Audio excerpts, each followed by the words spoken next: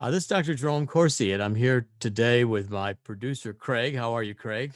Doing fine, thank you. And this is our first real broadcast for the new Corstet.com website. That's Corstet. And as you'll see, my wife, Monica Stetner Corsi, is billed as the first person here. I'm second. Monica has been an entrepreneur for many, many years. We've been married for 30 years, and she's owned her own large company here in New Jersey, property management, cleaning, maintenance, a variety of things dealing with property management for over 35 years. And we've joined in a partnership. As I've said, this new stage in my career, I've retired from the active day-to-day politics, and I'm going back to more of the business interests I want to pursue. Got things on this website, TeleMD for health. We'll have various products we think are valuable for your health that are, again, either prescribed, and which will go through the telemed programs, or are not FDA approved prescription products, but are allowed to be sold as supplements. We'll have many of those. Also, the gold and silver and the annuities. I'm interested in making sure people can stay well long into their lives, um, past retirement years, and healthy and active and going. Also, I'm returning to what I did as an academic.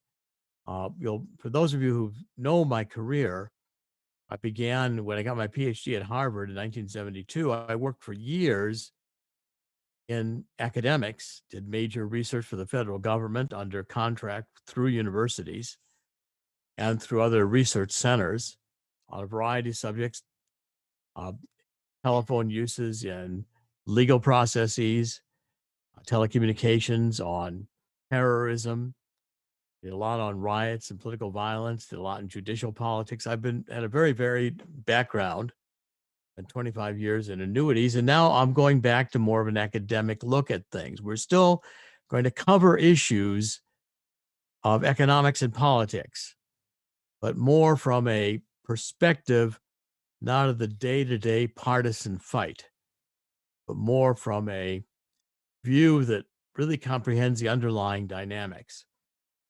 And we're going to start here with a series of discussions on the future of money. Because what's at stake right now is a whole new theory, which is this theory called modern monetary theory. And it's a fundamental redefinition of the economic principles, the Keynesian economics that have been in effect since really the 1930s, and especially in the post-war period. So, Craig, I hope this doesn't sound too much like a college lecture, but I think if you get into it, you're going to find it's right at the core of understanding the dynamics of the real issues that are being debated today on the world scene. And Craig, I think money is going to be of interest to all of us. It's going to include also the cryptocurrencies, which we're going to get into in depth, Right. as well as deficits and traditional finance, et cetera. And it ties very much into both our concern with annuities and with gold and silver investing. Craig, what are your thoughts? Well, I think that, back when I went to school and went through Economics 101, it was a little bit dry, and I was more interested in other things than economics at that point. But at this point in what's happening in the world and what's happening in our lives, I think it's critical. And so I think this is a great start to the new look for what we're doing with Corsted and getting into the nuts and bolts of how the world works. So, Corstet.com is still going to deal with substantive issues of economics and politics and um, social questions, social science questions, migration patterns, immigration, conflict. We'll also have an historical perspective, and I hope you're going to find it interesting. This is really the way I began my career as an academic, and it's probably how I'll end my career. Going back to another, I'm not going to quit writing. I'll be continuing to write. We'll have free ebooks on the website. We're going to be still selling author signed copies, including my own books, and we'll be interviewing other authors with their signed copies. Craig, we're going to take this is a very brief introductory. I feel like it's the first class of the year, and the professor's going to tell you what we're going to cover this year. But if you'll put the cover of this book on macroeconomics up, I'd like people to take a look at this. This book is now one of the main college economic textbooks. It was first published in 2019 by Red Globe Press. And Red Globe Press publishes also in the UK and in Europe.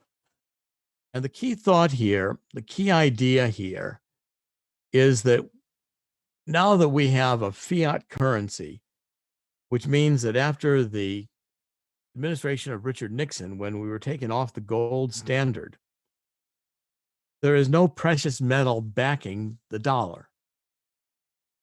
And what in the key crux of the book, this textbook, is chapter 9, which is Introduction to Sovereign Currency, the Government and Its Money. I want to give you a few concepts here and show you how this is going to set up the discussion of cryptocurrency, deficits, redistribution of income through taxation and government spending, setting of social priorities. I think if you follow us, you have a much deeper understanding of what's going on today.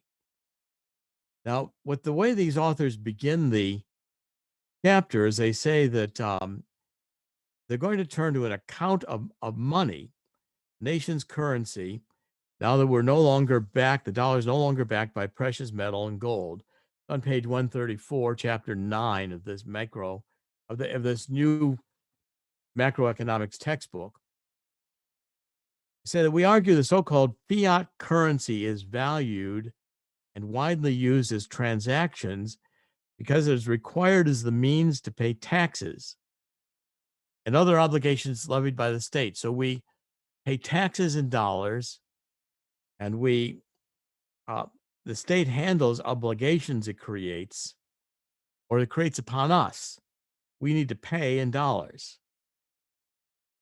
All financial stocks and flows are denominated in the national money of account. So stocks are valued and bonds are valued in dollars. And in this context, the financial system can be viewed as a record of transactions, that is a scoreboard. We examine the difference between floating and fixed rate exchanges. So in other words, they're basically saying, and I think it's correct actually, that the dollar in a fiat system is really just an accounting mechanism. Your dollar doesn't exist because of a piece of printed paper or because of its ability to be turned into gold or silver. Can't do that anymore. Can't take your dollar to a bank and ask for coins. Certainly when I was a kid and through the Nixon administration, you could do that. Today you can't. And what the dollar is a accounting transaction. It's a blip, electronic blip. It's a record of account that is, again, valued in relationship to other currencies and how they're accounted. And that has to do with exchange rates. How many euros does it take to buy a dollar? How many Argentinian pesos can you buy with a dollar? The values are all determined in a relative way because it's a floating system and it has no context to any physical entity like gold or silver. Craig, understand that? Yeah, absolutely. And it's becoming clear today that with where everything is going technology wise, the ability to take the fiat currency and to maybe in the future do away with it. And then all we would be dealing with is zeros and ones in our bank accounts. Well, it would still be a fiat currency, but it would now be digital. And clearly the opportunity for digital cash or digital money is now on the table. And what this all points to, I believe, is that the world is reevaluating even the concept of money. When you think about it, Craig, it is kind of a strange concept. We've got these dollars in our pocket and we think, well, they can buy things. We can buy houses, we can buy cars, we can buy goods. We value the money not for the money's sake. I mean, we consider people who begin to look at just money for money as having some kind of a weird psychological problem, because money for most people means, what can I do with it?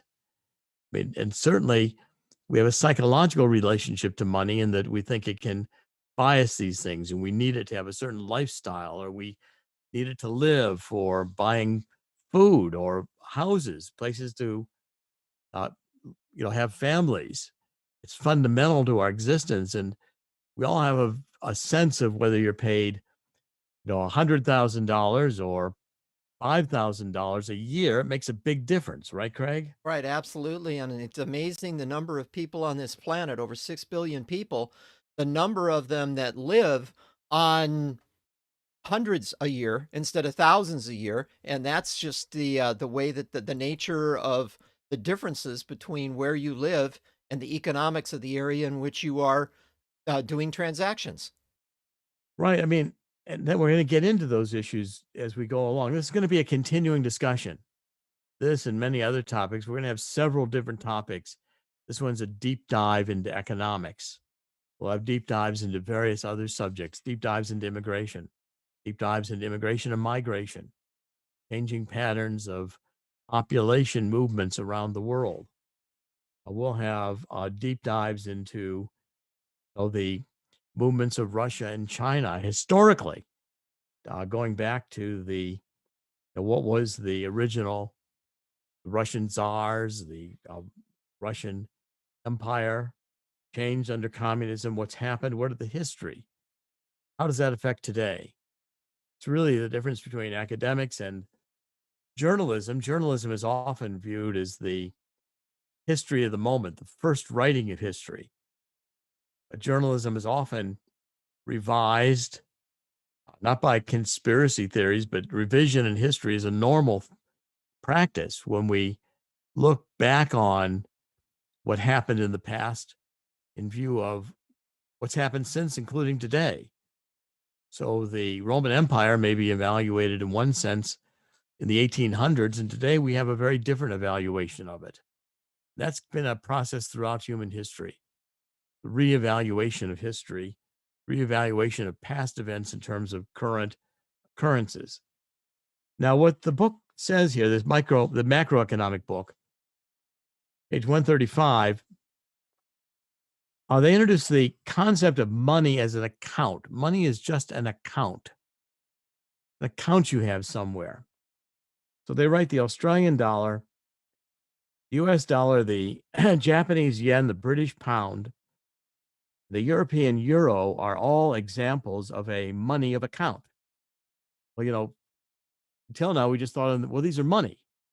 We used to think of them, well, these are money because they represent gold and silver.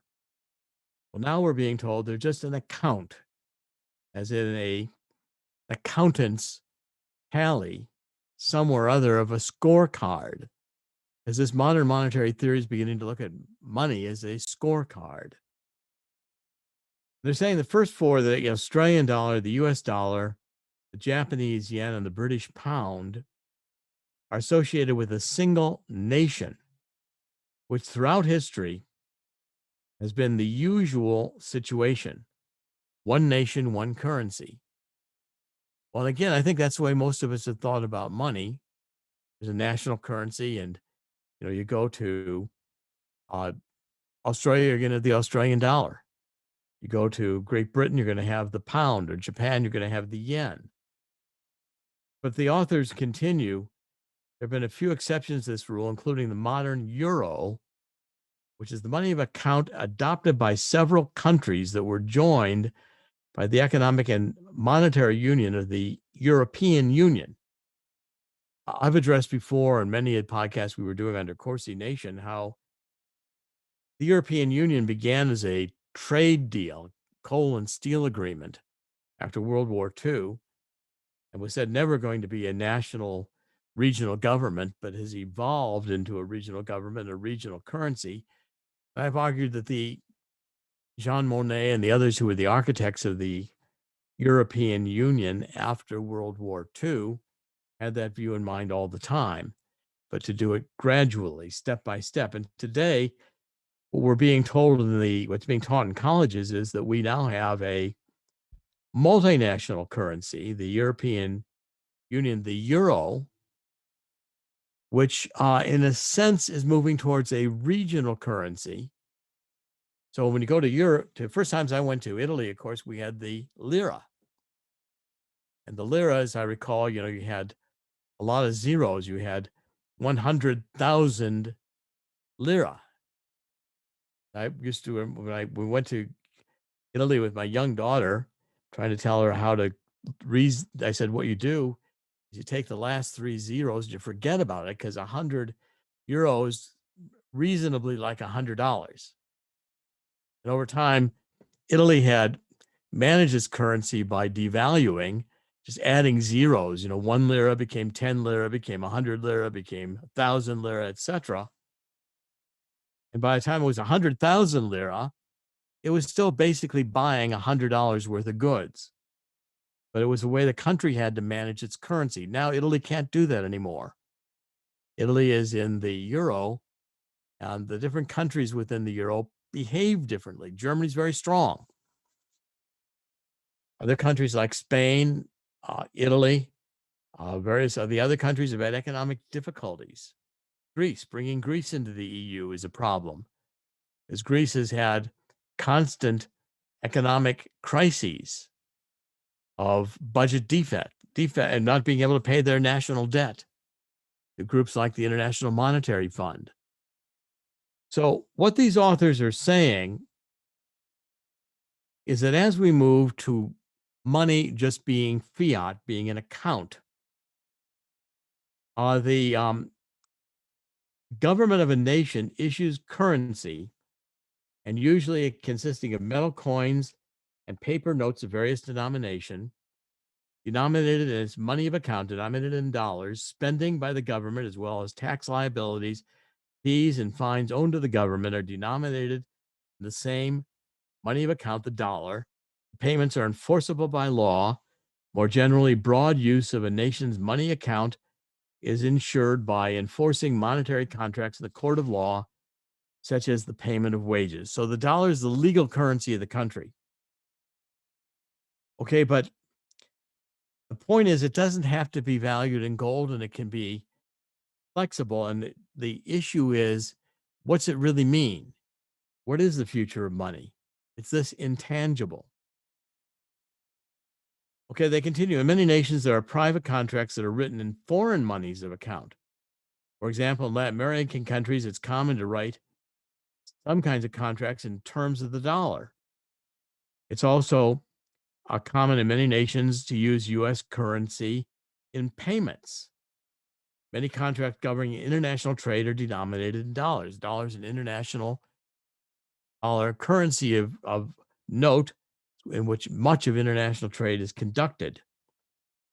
According to some estimates, the total value of U.S. paper currency circulating outside America exceeds the value of U.S. paper currency used at home.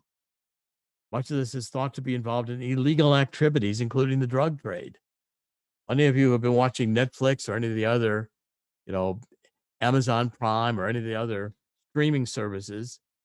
I see how many shows are being written about drug cartels, and you end up with rooms full or buildings full of cash, which is not particularly useful until you get into the money system. In other words, the cash itself is no longer particularly that useful.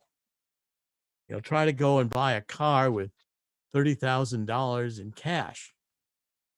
You're going to be investigated by the federal government, because even if you try to deposit more than $10,000 in cash in a bank, there are money laundering rules. They're going to want to know where you got that cash. Money is no longer cash. It's no longer gold and silver. It's no longer tangible. Craig, what do you think about that? Yeah, absolutely. And what's amazing is that nexus between these nefarious activities and the banking world has been, uh, over the centuries, a union that can be either for good or for evil. And in a lot of ways, it's been for evil, as We know a lot of the banks have participated in some gray activities. You want to call it that? Yes, exactly. I mean, this is, I think, look, the banks are participate in the drug cartels. Um, I was able to find the money laundering from HSBC, Hong Kong, Shanghai Bank, back in about 2011, 2012. And the banks are clearly engaged in money laundering on a national, international level. Couldn't run the drug trade without the banks being involved, illegal as it is. But the point is that cash as money, the point I'm making here is that cash as money is no longer that useful. What's useful is getting it into a bank as an electronic transaction where you can move it around and do things with it. And the rules and regulations are going in that direction. Now, the key point, and I want to make this point, and we're going to keep this relatively short today, so it's an introduction, give you a feel for where we're going. What these authors say in this modern monetary theory is the national currency is often referred to as a sovereign currency. That is, currency issued by the sovereign government. Sovereign government retains a variety of powers for itself that are not given to private individuals or institutions. Here, we're only concerned with those powers associated with money. Sovereign government alone has the power to determine which money of an account it will recognize for official accounts. Very important, because you could have different kinds of money created by a government for different kinds of account. Maybe a retirement dollar, maybe a retirement currency. They're continuing here to say, for example, if any entity other than the US government tried to issue US currency, it would be prosecuted as a counterfeiter with severe penalties imposed. Enemy nations do sometimes try to undermine a nation's economy by counterfeiting its currency, hoping to cause inflation and destroy trust in the government. Okay, but what they're saying is that as this becomes a sovereign currency that is not backed by gold or silver, the fiat currency derives its value simply because the sovereign government, the United States government, has the ability to create it, to produce it, and to and make it, have a value. It has a value because we determine it has a value. Now, where they're going is they're going to say that basically deficits don't matter. Deficits might actually, John Maynard Keynes, in the economics that was taught to me in graduate school and undergraduate school in the 60s and 70s, was that deficit spending was good because it stimulated the economy. In other words, the federal government spending more than it took in taxations. That was a revolutionary idea. That was one of the ideas that helped Franklin Roosevelt engineer out of the recession through deficit spending. And by the way, revisionist history is still debating whether that worked or not, or whether if Roosevelt had done nothing, we wouldn't have emerged from the recession maybe stronger. That debate is still going on in economics. But the point is that if the sovereign government prints the money, the sovereign government can print money to pay off the debt. Federal government could pay what's our debt now? $25 trillion. Could write a $25 trillion coin or entry in a ledger in the Treasury and pay off all the debt. Because the dollar is only hypothecated on a ledger. And the federal government can hypothecate as much as it wants. No limit. Create money by the simple act of creating it, by the simple act of having Congress decide to spend it. Now, Craig, I know this sounds to people like it's ridiculous. It's going to cause hyperinflation Germany. And the arguments here, quite frankly, we've got to take this theory seriously. And it's it is now becoming increasingly the international accepted monetary, certainly one of the accepted bases. Traditional economics continues to fight it, continue to say it will produce hyperinflation, but it hasn't so far. Now, as we get into this, we're going to say that one of the only reasons these authors believe that they cannot have hyperinflation is because while they intend to create a lot of currency and deficit spend, they also intend to tax. So they're going to take demand out of the economy. At the same time, they're putting money into the economy by creating it. That leads to a lot of new possibilities of redistributing income, taxing and redistributing income to the poor. It takes into account the ability to stimulate the economy through creating money. All these issues are interrelated because economics is not just one piece, but it's kind of like a very complex puzzle where you move one piece, the other pieces are also rearranged and they're working together in their order. So the current thinking is, and this is economics worldwide, that governments can simply create as much money as they want to and can simply pay off or forgive as much debt as they want to, and that holding government debt doesn't mean that you necessarily put the federal government into a deficit spending mode that is going to be detrimental either to the government itself or to the economy. It's a license to be able to print money.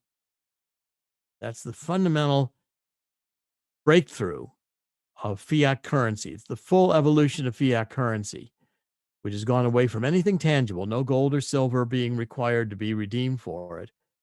And it's gone off into the ether land of accounting, ledgers, and ultimately into the ether land of electronics. Now, questions we're going to have to answer is, does it work? But I want to make a point to you. Just so this doesn't sound like it's completely through the looking glass, Alice in Wonderland. In World War II, we were coming out of the Depression after the attack by Japan on Pearl Harbor in December 7th, 1941. The United States entered the war against Japan. And a few days later, Germany declared war, Nazi Germany, against the United States, and we were into a two-front war. The country had been largely pacifist, did not want to go to war after World War I. That was enough European involvement for most Americans. But the Pearl Harbor attack shocked America into being willing to go to war, both in the Pacific and in the Atlantic. Now, that encouraged a lot of deficit spending as we had to have the arsenal of democracy, as Franklin Roosevelt said. We had to produce tanks, airplanes, we had to mobilize an army, and the labor force was transitioned from peacetime to wartime. It had enormous effects. The women started entering the labor force. The men were going off to war, the military. Blacks moved from the South to the North to participate in factories that would hire them in order to participate in the manufacturing boom from World War II. And at the same time, we held bond drives where actors and other celebrities would go around the country and raise money for people, have shows and campaigns for people to buy bonds. Even when you went to the movie in World War II, there was always an ad to buy bonds. Help with the war efforts, you can buy bonds. Well, when the money came in from buying those bonds, the Treasury didn't take it and run it across the hall so those dollars could be spent in the military. Treasury actually burned all that cash coming in. Treasury redeems money. They burn it regularly because the money doesn't last. The coins that were used in World War II aren't minted anymore. The dollar bills that were existing then aren't minted anymore. They're, and except for coin collectors or people who are collecting gold and silver as investments, which I increasingly think makes sense, you have the old currencies are just retired. And we didn't take that currency from the bonds and run it across the hall. We took the impact of the bonds was to take demand out of the country. When people were buying bonds, they could spend less, which allowed the government to create money on the other side and spend more, even with deficits. We ran some of our biggest deficits up until recently as a nation in World War II.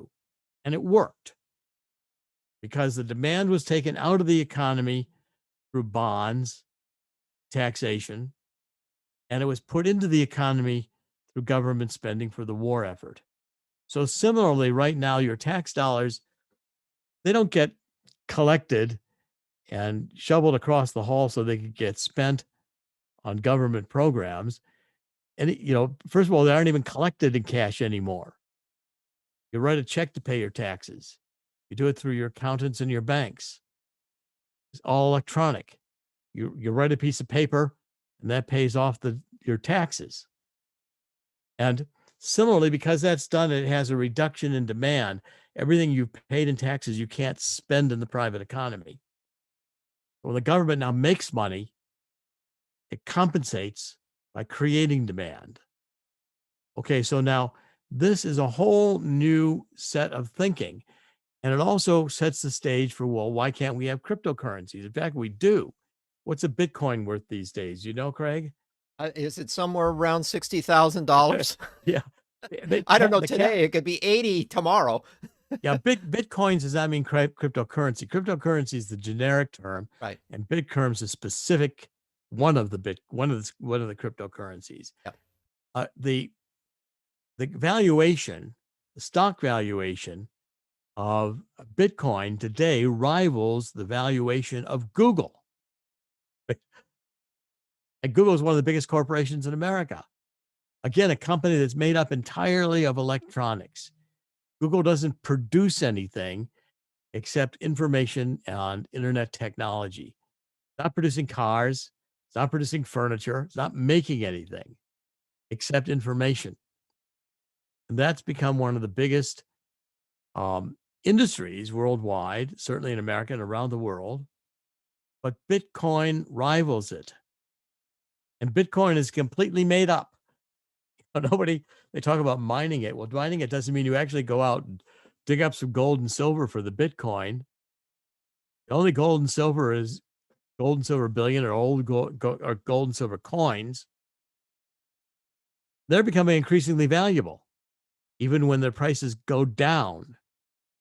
There's limited and scarce quantities of gold and silver. There are not limited quantities of what countries, nations, or regional governments like the European Union can make up in money. Can make up as much as they want. But it's still going to be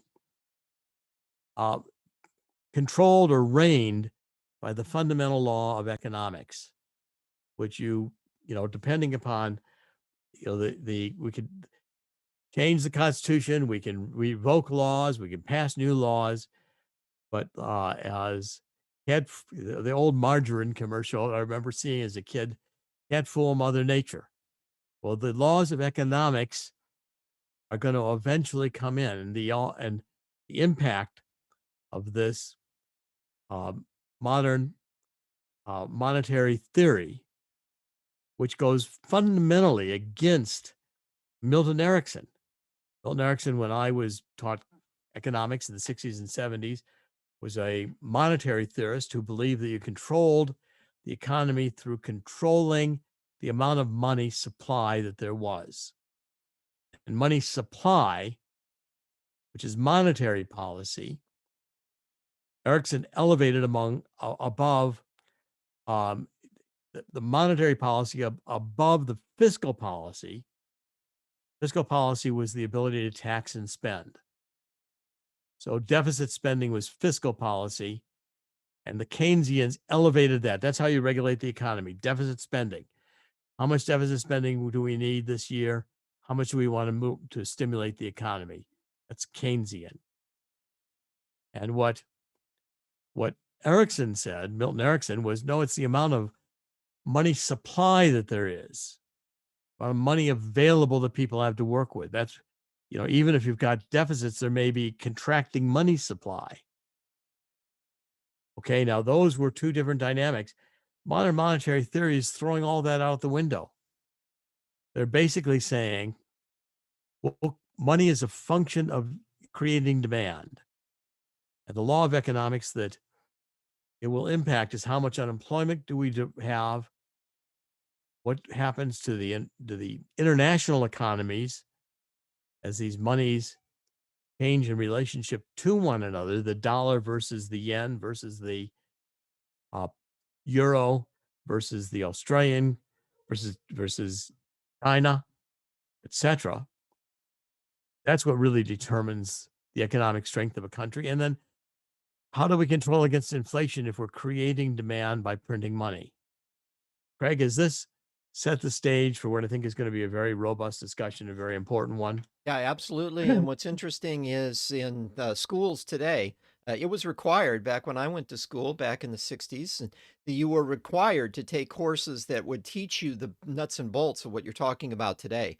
There isn't as much of that as a focus in the institutions of education nowadays. Nowadays, they're interested in a lot of other things. So this is a place that people can go now as you're starting this series in order to learn what they didn't learn when they were in the classroom. And we're applying it to today because the issue is okay, the government just sent you $1,400 that they made up. Now, you might have gone out and spent that for whatever, maybe used it to reduce debt. But the point is, that was windfall. It showed up in your account. The government now has the ability to do that. The government could print $1 million for every person in the United States and just send it to you. But the question is, would $1 million buy anything if the currency were that readily available? Or would it be like Italy, where the 100,000 lira in buying power was really only worth $100? That's where the fundamental laws of economics apply. In a sense, we'll be doing, Course University, and these are going to be archived. These programs are going to be archived on Patreon and Subscribe Star. For a while, we're going to continue broadcasting on some of the old Coursey Nation channels to transition everyone over. But we spent a lot of time. Craig has worked very, very diligently to get new channels established for us, right, Craig? We've got channels on SoundCloud and Spotify and Vimeo, right? For Yeah. Courtsdet. So you podcasts, you can listen to the audio file on this at places like iHeartRadio, Stitcher, go to SoundCloud, Spotify, and then for video broadcasts, we'll be going both directions at once. It'll be YouTube and Vimeo, Brighteon, BitChute, Dailymotion, all of those go-to video places. We have a presence on all of them now. Courstet.com, and the name would be Courstet if you go into those and try to find the videos. Yeah, it's Monica Stetner Coursey and Jerome Robert Coursey, and Courstet is Coursey Stetner, Courstet. Monica will be very involved in this website. Now, for these types of deep dive presentations, I'll probably be doing them in several different topics. They'll be continuing and they'll be archived on Patreon, Subscribe Star, the other platforms where you can go back and listen to them. And they will be there. We'll be doing some of the most current ones will be on the Courstet website, but we won't be able to archive them all there. It would simply take up too much room in the website.